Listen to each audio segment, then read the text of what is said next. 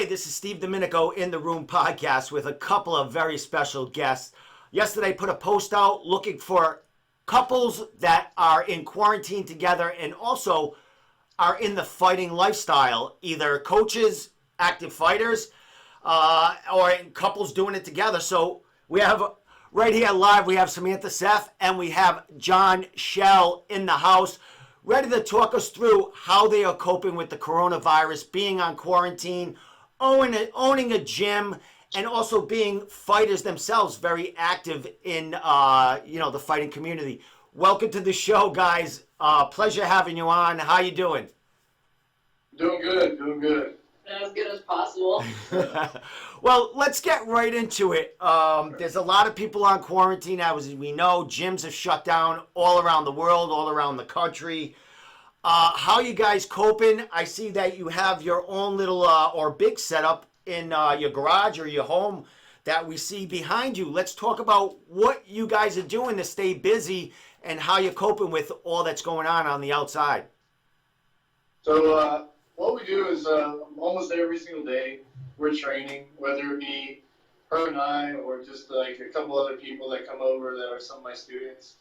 And we do some Q&A stuff on Facebook and just doing some stand-up, keeping the skills sharp, doing some groundwork and stuff like that. So, I mean, it's not really changed as far as our training goes. We're able to train actually more now because we can do it at different times of the day. When before we I had to go to work, full-time job, so the only time we were training is when we were teaching and then training afterwards. So we're able to actually get more training time in rather than teaching time at this point. Well, that's what I'm seeing. Samantha, I've been following you on social media a while. You're very active, 6-4 amateur fighter. In January this year, you won an atomweight amateur title in New York, not too far from me. So you're pretty active in the fighting community. How are you feeling starting the year off with a big win and then, kind of being cooped up a little bit and not sparring? And I would imagine you wanted to stay busy this year in fighting and maybe turn pro down the line with 10 amateur fights. How are you going through all this, and what's going through your mind about the quarantine and your limited abilities? Well, right now I'm really lucky that I do live with a black belt, so I'm getting a lot of my ground training in. And I was also really lucky that I compete so often. Like, I had that fight at the end of January. I actually took a kickboxing debut that I won in February. And then I was doing jiu-jitsu tournaments pretty much consistently every single weekend. I was actually supposed to compete on Saturday, but obviously that got canceled. But I did have a competition that I won with a few heel hooks right before the quarantine started. So I was lucky there that I got to compete as often as possible. And then I'm getting pretty much like free private lessons every single day. The only problem is, he is so much bigger than me. I fight at the lowest weight class. But I just tell myself, like, man, when I get back in the cage, I'm going to freaking body these atomweight girls. Like, somebody's getting thrown out of the octagon. Exactly. Now, when you're at, camp, you train out of Schell Shock BJJ. I know you have other branches, John, that we'll talk a little bit about. But and also, I'm sure you have some lineage and, where you got taught it. As far as the sparring and all that, Samantha, like, how are you missing that? I mean, you're getting... John here, you're getting a black belt teaching the jiu-jitsu, but you seem to have fun in there. You also work there. Are you missing kind of that camaraderie and being able to spar one-on-one or, having multiple partners jumping in there with you? Yeah, I miss, the gym is like family, so I definitely miss that there. I was also really fortunate where I was able to 3 times a week travel up to Wake Forest, which is only about an hour from me. And that's where Hannah Cypher, she's a strawweight in the UFC. She trains out there. So she's not that far off in weight for me. And we're both brown belts in jiu-jitsu. So it was like amazing training that we had each other. And I relied on her a lot to help me prepare for fights. So that kind of sucks. And then with sparring with John, like, I know it's making me better. But, I did have to work on, like, okay, it's not my DP. Punching me in the face. I would get really upset when that would happen sometimes. I actually think he broke my finger earlier today. It's turning blue, just FYI. But, I know that in the long run, I'm definitely getting better from it. But, you do kind of miss training with somebody who you're not, sleeping in the bed next to every single night. Now, you talked about John being a bigger guy. Do you have other females kind of your size? Are there other women in the gym that are kind of as experienced as you that can give you them looks that you can get that work in there? Or do you travel other places, like you said, and get more cross training in? Sadly, I do have to travel to get that cross training in, but I am really lucky that Hannah is such a good training partner. Her coach, Joel Garcia, is like a really accomplished Thai fighter and black belt as well. So if I didn't have her around here, I would honestly have nobody local that would be able to give me a good look. I was able to, John's daughter was a really good wrestler. She's taking a break from that now, but she actually helped me a lot because going into my last MMA fight, Amy Golding was a pretty accomplished wrestler, and I was able to practice my wrestling a lot there, and it paid off. So I was really fortunate in that aspect. Excellent. Well, John, to you, you have this gym. You spoke about that you have a full-time job. Now, you own the gym, and you also have a full-time job other than that? I do. I work full-time for a power company, a local power company here in the telecom department. So I work full-time there, and then after I do that, then I go to the gym and teach at the gym every night. Are you essential? Are you an essential employee, or are you off work now during the shutdown? I am. I'm an essential, so I'm working from home right now. Oh, okay. But I can split it up. I don't have a continuous time where I have to stay. I have meetings here and there, and then I have things that I have to get done. But other than that, I've got kind of some leeway. Excellent. Well, John, so it gives a chance to train at different times and things like that. Now, I know you were affiliated. Before we went live, you were speaking about there's other branches of your gym that are around the North Carolina area. Talk about that. And I've had a few coaches on from New England here talking about how they're getting their word out and how they're getting their classes out, because it is a business you're running. You have people coming in there just to work out, just to stay in shape. So you got to keep them motivated, and you got to give them some kind of lifeline while we're cooped up here. What's going on with your affiliations here, and how are you keeping everyone focused and kind of motivated through all this? Right. So we're all affiliated with Ruiz Rodriguez from Bio Carioca, and he's a 6th-degree black belt out of Mendon, North Carolina. And there's 5 schools under him. I'm one of them. I've been with him since I was a white belt. And basically, I'm very fortunate that my school, most of my students, I'd say 85 to 90% of my students decided to still continue their memberships and support the school, even though I told everybody that I was going to cancel everybody's membership as of April 1st. But I had, like I said, 85 to 90% of my students say, don't cancel our memberships. We want to support the school. We want a home to come back to when this is all over with. So I'm very fortunate that I have a lot of loyal students in that aspect. I didn't expect it, and I was very fortunate to have that.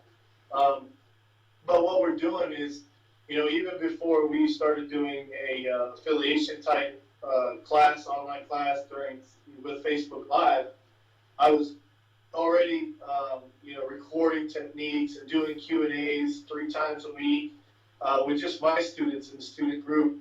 And, just going that route. So we were still trying to get information out there to the students. I told all of them they can contact me with any questions, any particular things they had problems with, or any solo drills that they wanted to see, or anything like that. In fact, I put out quite a few videos of different techniques with solo drills and stuff that they could do at home, even if they didn't have a partner or a place to train like we have, So, that was how we handled it, and that's how we're continuing to handle it until this is over with. But now our affiliation is doing every weeknight at 6 o'clock. A different black belt from the affiliation is doing like a kind of like a live. So it's a technique. So the theme this week is sweeps from the closed guard. Oh, excellent! And so we have a black belt that teaches a particular sweep from each school each night. So, like Vernon Kirk, he taught tonight. and tomorrow I'm going to teach, and then it's another school Wednesday, Thursday, and then Friday. Excellent, And excellent. so we each one of the black belts at the schools went ahead and invited their students to this group, so it's one big affiliation group. Awesome, awesome. So it's it's a closed group, even though you got a big group and you got a lot of affiliations around you. It's closed just for the students and the affiliates of the schools, correct? Correct. Yeah. Awesome, awesome, awesome. So a lot of I'm big on social media. A lot of coaches, not so much because they're so busy with their students, and if they have like a fight, a fight team, they're always fighting, always getting them ready. So I'm seeing a lot of coaches just learning the game and picking it up quick. Are you feeling that other coaches, you might have other students or coaches, are getting smarter and really evolving and thinking out of the box, because we're cooped in? There's nothing else other than to train and figure out how to get the word out there and stay together in a close-knit family. Are you seeing other students or other coaches learning more about the social media game here to stay connected?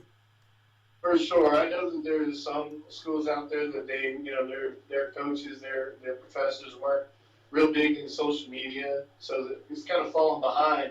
They've had to catch up real fast. Like, I've always been on social media for a while now. We put out stuff before on social media, so it wasn't really a big jump, a big curve, a big learning curve to jump up to it. So, it wasn't really that big a deal for us. Well, what we're finding out is the same thing you talked about. Samantha touched on it also, that the gyms are big families here. You know what I mean? And a lot of a lot of members of the gyms, that's their only home, or that's the only place that they get that solid information, solid backing. A lot of people come from broken homes, so they're missing it a lot. But this social media and you being on there and having them something to turn to is big for the camps.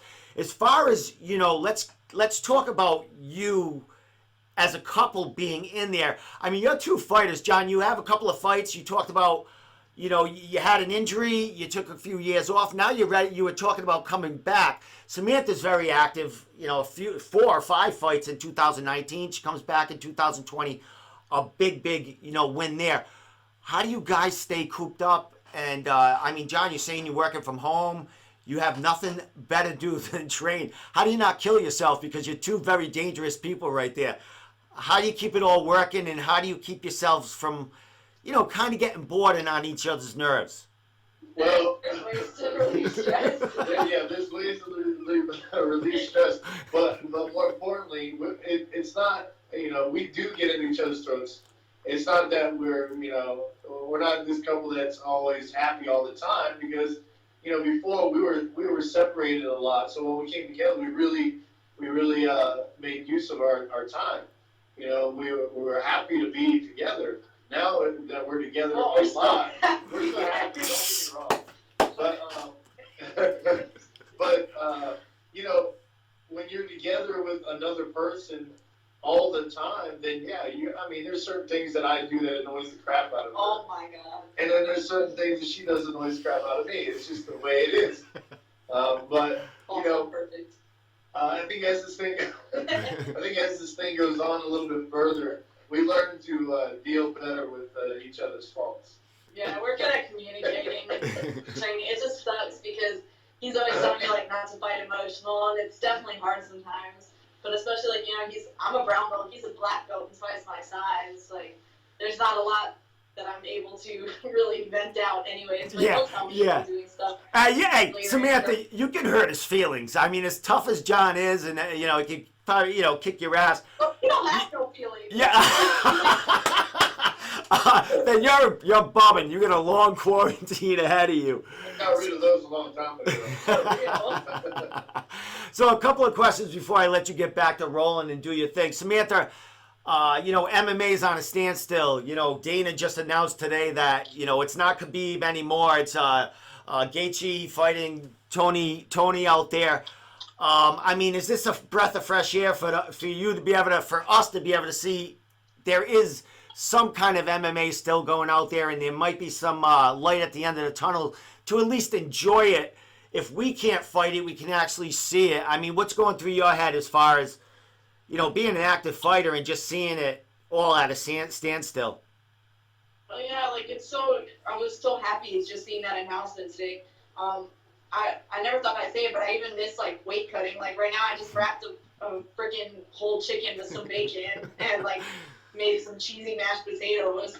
But I miss cutting. I miss fighting. Like I just want to fight so badly. I was trying to get ready to look for a pro debut, and this whole thing happened. So I'm trying to use this time really to focus on other things. I'm like meditating and doing yoga every single morning, trying to get my mind right and situated, because I believe that the mental aspect of fighting is way more, detrimental to a person's failures and successes than any type of physical training, because anybody can get in there and run 1,000 laps or train all day, but if you're not mentally prepared, you're just going to falter. And mental health is like a huge, big platform. Like I want to make it so big in fighting because I really want to advocate for mental health. I mean, I just got like a suicide awareness tattoo across my chest.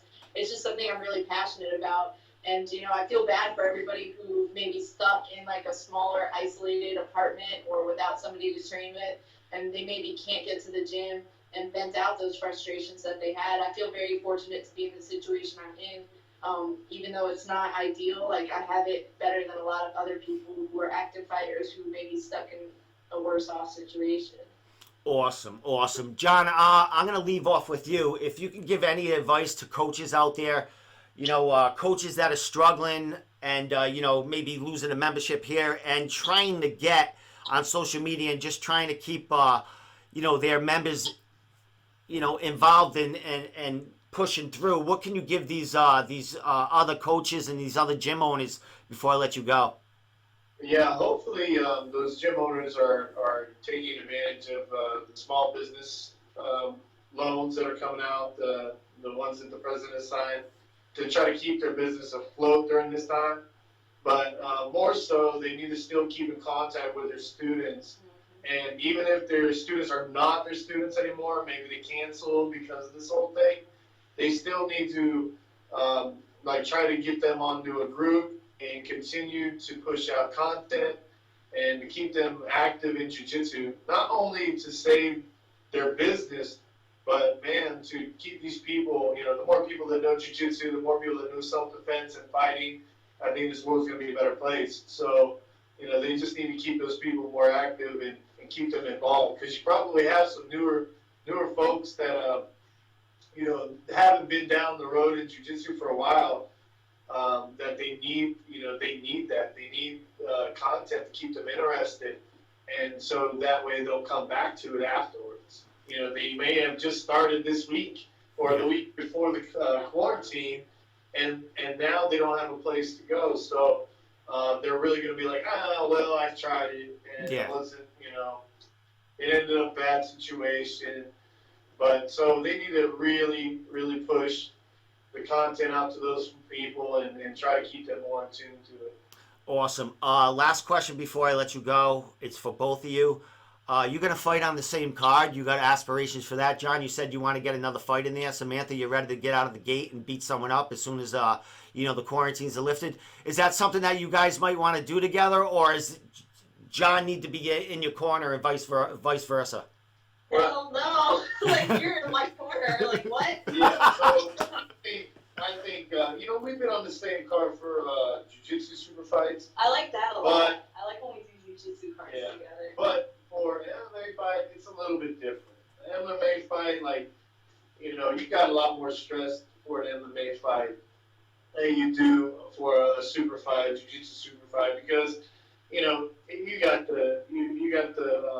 the commission there, and you got this going on. You got to get this wrapped, and medicals checked, and you got all kinds of crap that's going on. Plus, somebody might be walking. We've had on the last kickboxing promotion that she was on, we had 2 other students that were fighting on the same promotion.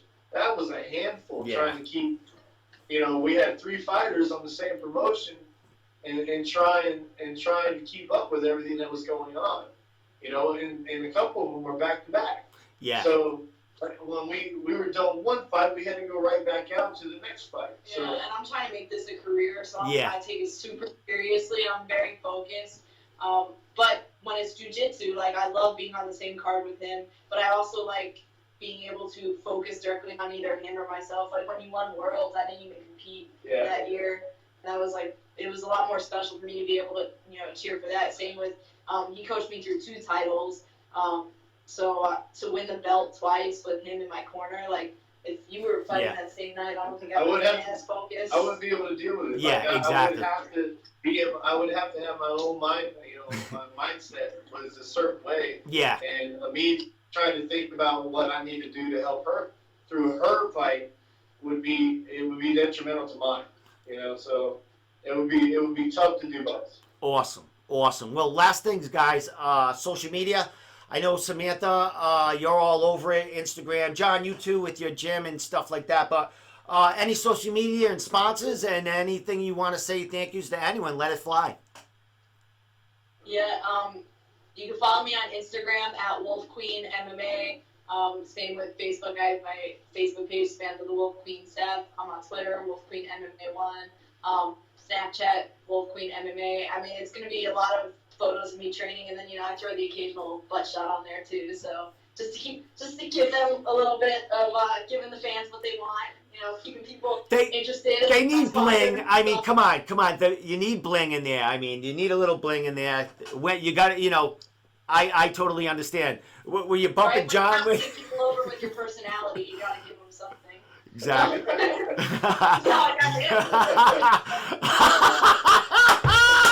That's awesome. John, let it fly.